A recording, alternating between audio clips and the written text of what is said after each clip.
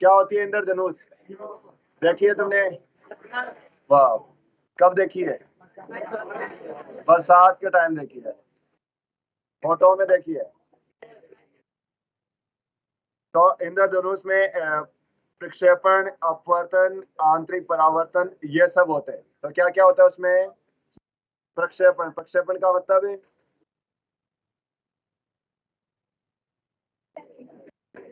है अपवर्तन, मुड़ना। यहाँ पे TIR नहीं होता, आंतरिक परिवर्तन होता है। टोटल आंतरिक परावर्तन और आंतरिक परावर्तन में, दोनों में फर्क है। आपको इंद्रधनुष कब दिखेगी? आपके सूर्य आपके सामने हो या सूर्य आपके पीछे हो? पीछे होगा तभी दिखेगी। तो अब 2019 में क्वेश्चन भी आ चुका है क्या, कह रहा है कि ये इंसान है और ये सूरज है, तो इसको सामने क्या दिखेगी? इंद्रधनुष दिखाई देगी। तो उसकी पीठ सूर्य की ओर होगी तो ही उसको क्या दिखाई देगी? इंद्रधनुष, अन्यथा इंद्रधनुष दिखाई नहीं देगी। इंद्रधनुष अपने पास मोटे मोटे दो टाइप की होती है, एक प्राथमिक और एक द्वितीय। प्राथमिक के में क्या होता है? हाँ, प्राथमिक में पहले होगा अपवर्तन और फिर आंतरिक परावर्तन और इसके बाद में फिर से अपवर्तन। कहने का मतलब दो बार अपवर्तन होता है और एक बार आंतरिक परावर्तन हो रहा है। ये क्या कहलाती है? प्राथमिक इंद्रधनुष। प्राथमिक इंद्रधनुष में देखो कलर कैसे होंगे। तो मैं ऐसे ले लेता हूँ, दो ड्रॉप ऐसे रखी हुई है। ठीक है, ये प्रकाश किरण को मैं ऐसे यहाँ से भेजता हूँ। ये मैंने श्वेत प्रकाश यहाँ पे मान लीजिए भेजा, और ये भी मैंने श्वेत प्रकाश भेजा। ठीक है, अब श्वेत प्रकाश यहाँ से क्या होगी? मुड़ेगी, मुड़ेगी तो वॉयलेट में ज्यादा आएगा और रेड में विचलन कम आएगा। तो रेड थोड़ी सी ऊपर रहेगी और वॉयलेट थोड़ी नीचे आ गई। फिर उसके बाद में इसका क्या होगा? आंतरिक परावर्तन। तो ये अच्छा आ जाएगी क्या? कौन ज्यादा है? तो ऑब्वियस सी बात है विचलित भी ज्यादा पे होगी। इसके बाद में क्या देखने को मिलेगा? रेड वाली क्या गई? ये रही। इसके बाद में वापस क्या होगा? दोनों का अपवर्तन होगा। अपवर्तन होगा तो ये विलंब से दूर, तो ये ऐसे चली जाएगी, और रेड वाला का भी हालांकि अपवर्तन, तो ये ऐसे चली जाएगी। तो आपको देखने को मिला कि व्हाइट लाइट भेजा था तो ये वॉयलेट तो ऊपर चली गई और रेड नीचे आ गई। सेम कहानी इसमें होगी कि रेड तो कहाँ आएगी? नीचे आएगी, और वॉयलेट कहाँ?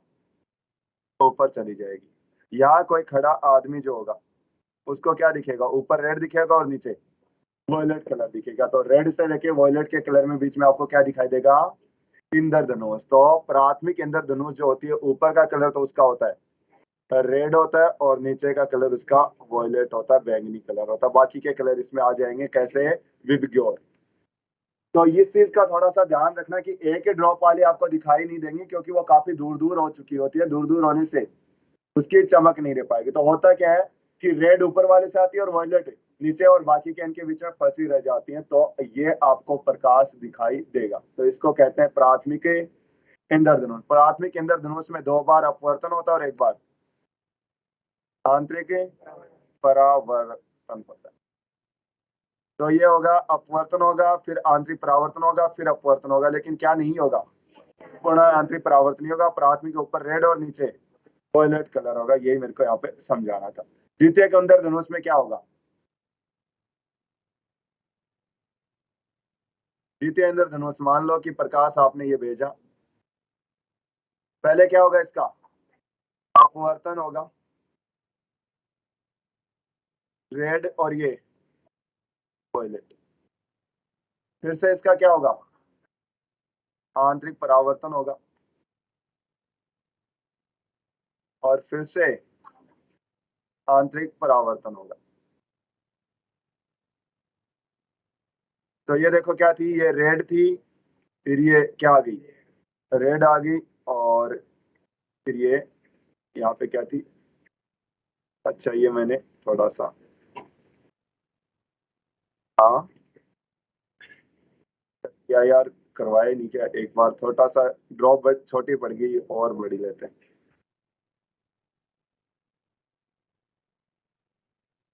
ठीक है, तो ये प्रकाश किरण को मैंने ऐसे भेजा मान लीजिए। अब क्या होगा इसका? अपवर्तन हुआ, फिर इसका आंतरिक परावर्तन हुआ, फिर से इसका आंतरिक परावर्तन हुआ, और फिर इसका अपवर्तन। ठीक है, साथ के साथ अपने पास एक और आएगी, कौन सी? ये कौन सी आई? मान लीजिए वॉयलेट कलर मान लो, ये वॉयलेट कलर आ गई, ये वॉयलेट कलर आ गई, और ये वॉयलेट चाहिए। फिर इसके बाद में आएगी रेड। रेड कलर का देखना, थोड़ा सा विचलन थोड़ा कम होगा। फिर ये,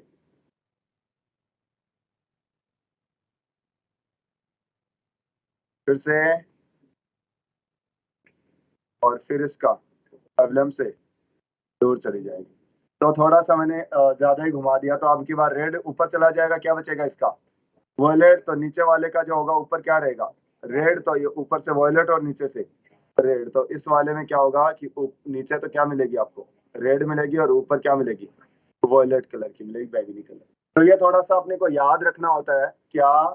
प्राथमिक इंद्रधनुष में अपवर्तन, आंतरिक परावर्तन, अपवर्तन।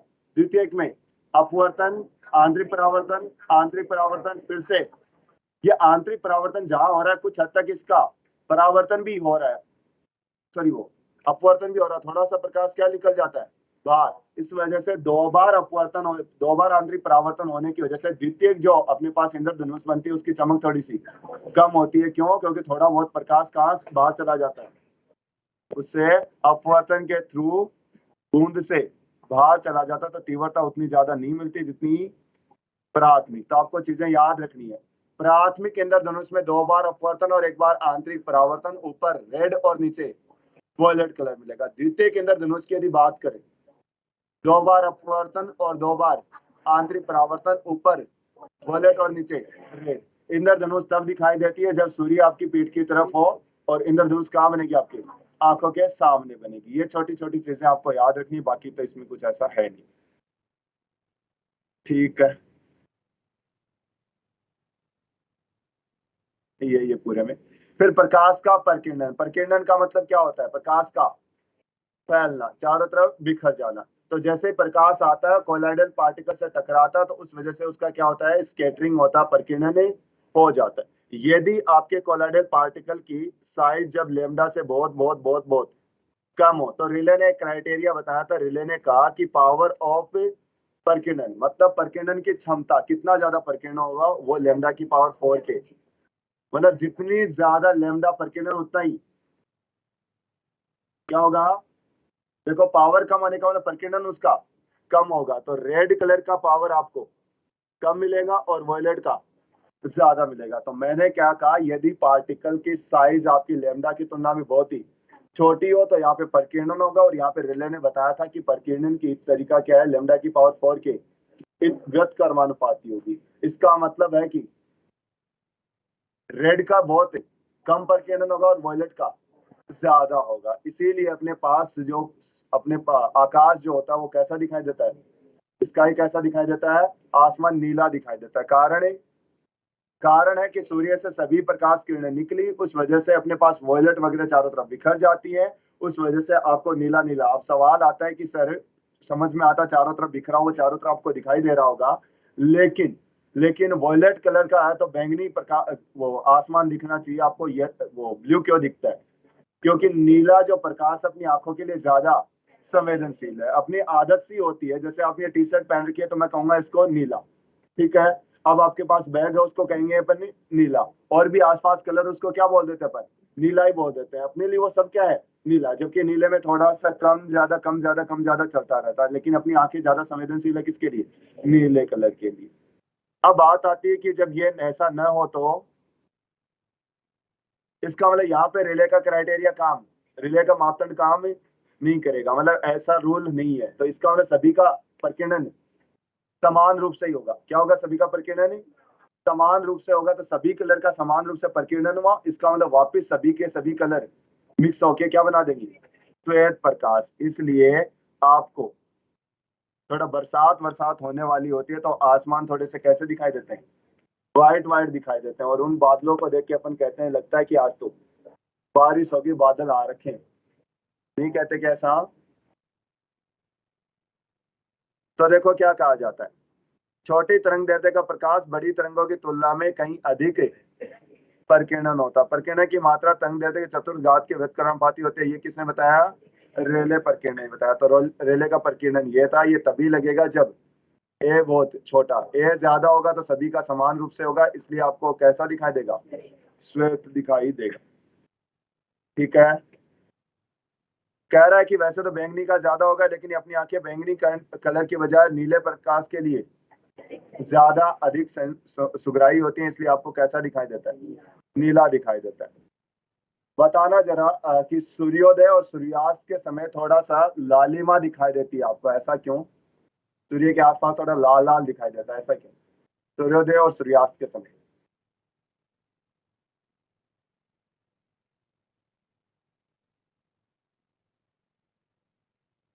तो सीधी सी बात है, जो चीजें अपनी आंखों तक पहुंचेगी वो कलर आपको दिखाई देता है। तो ये अपने पास पृथ्वी है और इसके चारों तरफ ये इन्वायरमेंट है।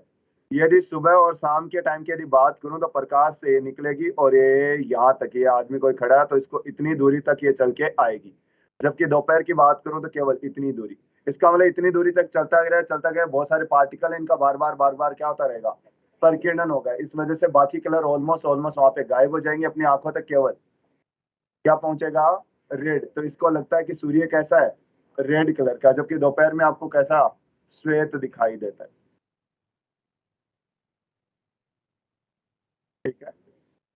तो आपको यहाँ पे मिल जाएंगे बरसात की बूंदें और जो बर्फ वगैरह के पार्टिकल ये हैं, इनसे ज्यादा प्रकीर्णन नहीं हो पाता, क्योंकि इनकी साइज साइज तरंग दैर्ध्य से बड़ी होती है, छोटी होती है? बड़ी होंगी। तरंग दैर्ध्य क्या होता है? माइक्रो का होता है, जबकि उसकी साइज तो अपने पास कम से कम मिली वगैरह में तो देखने को मिल जाती है। ठीक है। तो ये लिख रखा है ए लैम्डा से कम है तो रिले प्रकीर्णन होगा। और ये इस हिसाब से, यदि ए लैम्डा से ज्यादा है अर्थात बड़े साइज के प्रकीर्णन वस्तु, उदाहरण है वर्षा की बूंदें, बड़े आकार के धूल के कण अथवा हिमकण, मतलब बर्फ के कण, ऐसा प्रकीर्णन नहीं होता। सभी तरंग दैर्ध्य लगभग समान रूप से, इसलिए अपने को श्वेत प्रकाश दिखाई देता है। ठीक है। बस यही था। तो बाकी तो अपन पढ़ रखा था। इसके अंदर क्या था? इंद्रधनुष। और तो अपने पास नेचुरल फिनोमिनाज की बात करें रे ऑप्टिक्स के अंदर, तो रे ऑप्टिक्स में नेचुरल फिनोमिना में क्या क्या आते हैं? एक तो जैसे तारों का टिमटिमाना, हीरे का चमकना, फिर इसी के साथ में मर्ग मरीचिका होता है, मतलब मिराज का बनना। इसके साथ पेंसिल का मुड़ा हुआ दिखाई देना, सूर्योदय और सूर्यास्त में थोड़ा सा 4 मिनट का गैप हो जाना, आसमान का नीला दिखाई देना, सूर्योदय और सूर्यास्त के समय प्रकाश, सॉरी वो सूर्य आपको थोड़ा सा लाल दिखाई देना। ऐसे सारे बहुत सारे क्या है यहाँ पे नेचुरल फिनोमिनाज हैं, जिनके बारे में आपको सवाल पूछे जा सकते हैं और देखोगे तो आपको मिलते रहते हैं। ठीक है। तो ऐसे आप करते करते अपना चैप्टर खत्म होता है। इसी के साथ इस साल का सफर भी खत्म होता है। तालियां तो आप अपने आप को धन्यवाद देंगे।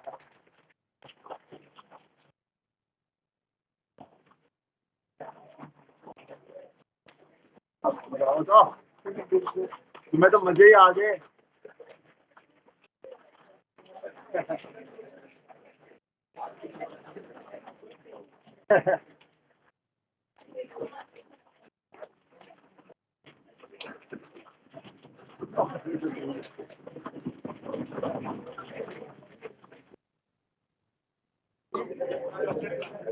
हाँ।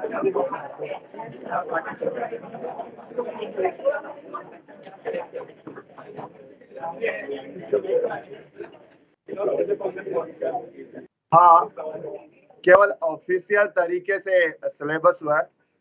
बाकी सिलेबस अपना तब तक बाकी रहेगा जब तक आप किसी अच्छी जगह ना पहुंच जाओ, चाहे वो किसी भी साल पहुंचो, तब तक ये कहानी चल।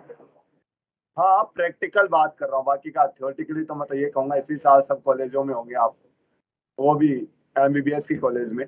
बट प्रैक्टिकल बात यही है ना कि कुछ होंगे, कुछ आस पास होंगे, कुछ लोग डिसाइड कर चुके होंगे नहीं मेरे को कुछ और करना है, अपना अपना होता है वो तब। एक तैयारी कर रहे हो, इससे पहले कौन सी तैयारी नहीं करी? 12 साल तक पहली से लेके 12वीं तक पढ़ के आए, तैयारी नहीं की क्या? क्या जितना सोचा उतने आते थे आपके हमेशा? हाँ, तैयारी तो यही करके जाते हैं। ठीक ठीक बच्चे पढ़ने वाला तो पूरे में से पूरे आए, कितनी बार पूरे आते हैं? पर आए कि हमेशा 100% नहीं आए ना? कोरोना में आए, वो बात अलग है। तो किसी के नंबर पूरे आने का मतलब ये कभी भी नहीं होता कि उसको सब कुछ आता है। सिंपल सी बात, कि किसी के नंबर किसी भी पेपर में हो, चाहे पूरे नंबर आने का सिंपल तरीका ये है कि जो पेपर में आए हो उसको आ रहा था बस, या फिर जो टिक लगाया वही अगले ने आंसर की में दे रखे थे, यही कारण होता है। इसके अलावा ऐसा कभी नहीं होता कि सोचो कि पूरे सिलेबस के पेपर लग रहे हैं, अभी चलेंगे तो आपको पता चलेगा किसी में आपके पूरे में पूरे आ रहे हैं, दूसरे में नहीं आ रहे, तीसरे में नहीं आए, फिर चौथे में आ गए। ऐसा क्या था, पहले में आ रहे, दूसरे तीसरे में भूल गया और चौथे में वापिस सीख गया हो। ऐसा होता है क्या? नहीं होता। किसी को भी देख लो, चाहे टॉपर को भी। 2019 में कल्पना जो होती है उसके फर्स्ट रैंक आती है, आकाश में जो थी, तो उसके बाद में उसने एम्स का पेपर दिया। एम्स में वो दूर दूर तक दिखाई नहीं थी, वो 100 में भी दिख नहीं रही थी।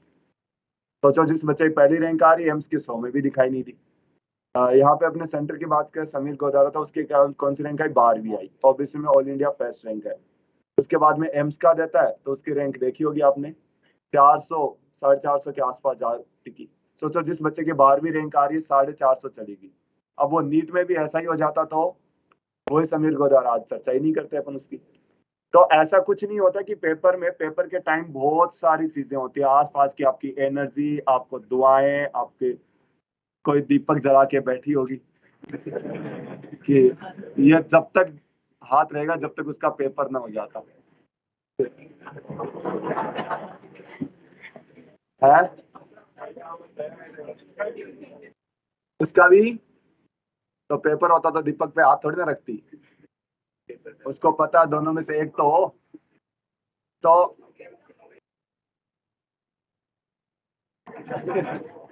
अच्छा, इसके ऊपर हाथ रख दो। तो कहने का उस दिन ये चीजें भी बहुत ज्यादा मैटर करती हैं। अब आप घर से आते होंगे, घर वाले मतलब डेली यही पड़ोसी अलग अलग टाइप के होते हैं। कुछ कान खिंचाई वाले भी होते हैं, कुछ टांग खिंचाई वाले भी होते हैं, कुछ थोड़ा सा ऐसे ही, मतलब इतना ऐसे हाथ फेरते हैं सिर पे, वो तो ऐसे लगता, मतलब एक ऐसे धूजनी सी आ जाती है। नहीं होता ऐसे घर पे कुछ कैंडिडेट को, चाहे वो दादी हो, चाहे मम्मी हो, चाहे पापा हो, चाहे मौसी हो। कई बार ऐसे होते हैं मम्मी पापा वैसे नहीं, जैसे पड़ोसियों को अच्छा लगता है, ऐसे कहते हैं ये छोड़ तो मेरा होती ना ठीक रहती, ये छोड़ तो मेरा होता तो ठीक रहती।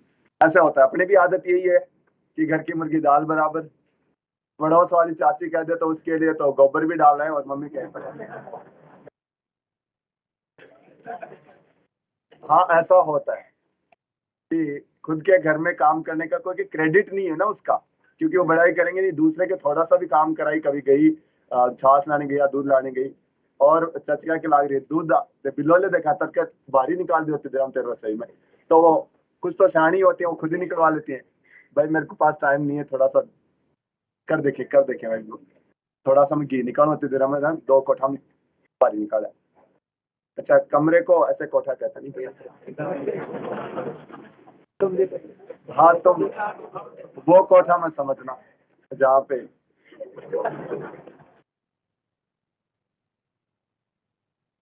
हाँ ऐसा करवाते हैं। मतलब मैंने भी देखा है, मतलब मैं मेरे घर पे देखा है, मेरी मम्मी ऐसे ही है, बेवकूफ बनाती है सबको पड़ोसी में। हाँ, ऐसे कोई भी, मतलब चाहे छाछ फिक्स है कि कहा आएगी तो ये करो, और उससे चांद पे चढ़ाना कि भाई सुशीला तो ना ऐसी झाड़ू निकालती है कि कॉर्नर में ऐसे छोड़ दे, खाट के पाए उठा उठा के, और उसके पूरी धूल निकाल दी, कागज पर से निकाल के गए कि जोर की स्रूप चमका दी रसोई। अब बेचारी चढ़ती चढ़ती चढ़ती, हाँ, फिर वो उसको जो जो चीजें कमी होती है ना, ऐसे नहीं कहते कि मान लो फॉर एग्जांपल मैंने बर्तन साफ किया और बर्तन के वो किनारे होते हैं थाली के, उसके लगा छोड़ दिया सब्जी वगैरह, तो ऐसे नहीं कहेगी कि तू सब्जी छोड़ दी ना, अलग मोटिवेशन। और छोड़ा एक अब बर्तन एक किनारे में रगड़ रगड़ के साफ कर दे, क्यों कौन छोड़े, देख लिए चाहे धोया बाद में दिखा दूंगी तो। अब ऐसे दिमाग में डर गया कि हाँ छोड़ना नहीं है, वरना तो गड़बड़ हो जाएगा। हाँ, ऐसे कर करके और पूरा काम करा ले, किसी को ऐसे पता भी ना चलने दे कि तेरे को बनाया है क्या। फिर देख मान लो कोई आए हैं, संजू तू बड़ा, तू तो कर एक कमरा बाहर निकाल, मैं तेरे के लिए चाय बना के लाऊं मस्त अदरक काली, कड़ा के और पा दोनों पीसा। इतनी देर में उसे झाड़ू निकाले, अदरक के वाली कम है और उससे सब्जी काट दी, इतनी देर में फिर अदरक वाली चाय बनाई, क्योंकि पता था चाय पड़ रही थी तो वो एक कमरे में झाड़ू निकालेगी। सब में झाड़ू निकाल दी, उसके बाद चाय आ रही है। तो ऐसा होता है। पड़ोसियों को बच्चे ज्यादा अच्छे लगते हैं बजाय घर वालों, बशर्ते पड़ोसी अच्छे हों। तो मैं वही कह रहा था कि उनके आशीर्वाद जो होते हैं, वो चाहे वो झाड़ू निकाली हो, चाहे उनको कभी हेल्प की हो, चाहे उनसे फोन पे बात ही की हो, वो चीजें भी आपको उस दिन काम आती हैं। तो बड़े बुजुर्गों के तो वो खाते रहा करो। हाँ, आसपास जो भी मिले तुम्हें। नहीं। हाँ, कहते हैं कि बड़े बुजुर्ग जिनके दो खाते वो आपकी पीड़ाएं ले लेते हैं, आपकी पीड़ा वहां चली जाती है, तो आप पीड़ा मुक्त हो जाते हो। हाँ, मैं बोझ उठाए डोलू इनका। हाँ, फिर तुम्हारे बाद में कोई और आएंगे, उनके उठाने हैं। ठीक है, तो बाकी का आप इतने लंबे टाइम तक जुड़े रहे, क्लासों में आते रहे, उसके लिए आपको बहुत बहुत बहुत बहुत बहुत सारा धन्यवाद। वरना ऐसा होता नहीं है। अब हो सकता है कि